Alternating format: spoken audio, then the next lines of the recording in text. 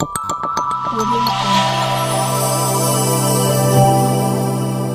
Jungle. ವಿಶೇಷ ಚೇತನರ ವಾರ್ತೆಗೆ ಸ್ವಾಗತ. ಸ್ನೇಹಿತರೆ, ರಾಜ್ಯದ ಹಿರಿಯ ನಾಗರಿಕರ ಬಗ್ಗೆ ಒಂದು ದೊಡ್ಡ ಸುದ್ದಿ ಬರ್ತಾ ಇದೆ. ಆ ಸುದ್ದಿಯನ್ನು ನಿಮಗೆ ತಿಳಿಸ್ತಾ ಹೋಗ್ತೀನಿ. ನಮ್ಮ ಚಾನಲ್ ಹೊಸದಾಗಿ ಭೇಟಿ ನೀಡಿರೋರು ಚಾನಲ್ ಸಬ್ಸ್ಕ್ರೈಬ್ ಮಾಡಿಕೊಂಡು ಈ ವಿಡಿಯೋಗೆ ಲೈಕ್ ಕೊಡಿ ಮತ್ತು ಪ್ರತಿದಿನ ವಿಶೇಷ ಚೇತನರ ವಾರ್ತೆಯನ್ನು ತಪ್ಪದೆ ವೀಕ್ಷಿಸಿ. ಆರ್ಥಿಕವಾಗಿ ದುರ್ಬಲರಾದ ಎಲ್ಲ ಹಿರಿಯ ನಾಗರಿಕರಿಗೆ ಮಾಸಿಕ 10,000 ರೂಪಾಯಿ ಪಿಂಚಣಿ ನೀಡಬೇಕು ಹಾಗೂ ಎಲ್ಲ ಹಿರಿಯ ನಾಗರಿಕರಿಗೆ ಉಚಿತ ವೈದ್ಯಕೀಯ ಚಿಕಿತ್ಸೆ ನೀಡುವುದು ಸೇರಿದಂತೆ ವಿವಿಧ ಬೇಡಿಕೆ ಈಡೇರಿಕೆಗೆ ಆಗ್ರಹಿಸಿ ಕರ್ನಾಟಕ ರಾಜ್ಯ ಹಿರಿಯ ನಾಗರಿಕರ ಹಾಗೂ ನಿವೃತ್ತ ನೌಕರರ ಕ್ಷೇಮಾಭಿವೃದ್ಧಿ ಸಂಘದಿಂದ ಹೋರಾಟ ಆರಂಭಿಸಲಾಗುವುದೆಂದು ಸಂಘದ ರಾಜ್ಯ ಘಟಕದ ಅಧ್ಯಕ್ಷ ಬಿ.ಎ. ಪಾಟೀಲ್ ಹೇಳಿದರು.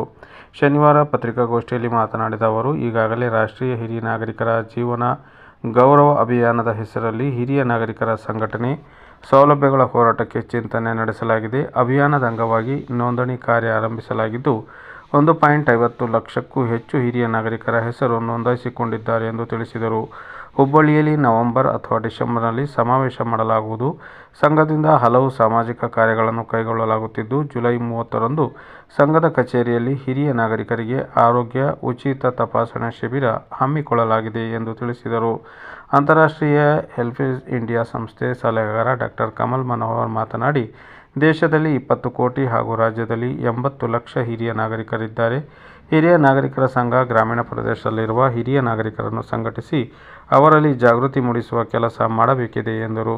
ರಾಜ್ಯ ಸರ್ಕಾರ ಹಿರಿಯ ನಾಗರಿಕರಿಗೆ ಪ್ರತ್ಯೇಕ ವಿಭಾಗ ರಚಿಸಿ ಉತ್ತರ ಕರ್ನಾಟಕ ಭಾಗದವರನ್ನು ಎಂಎಲ್ಸಿಯನ್ನಾಗಿ ನೇಮಿಸಬೇಕು.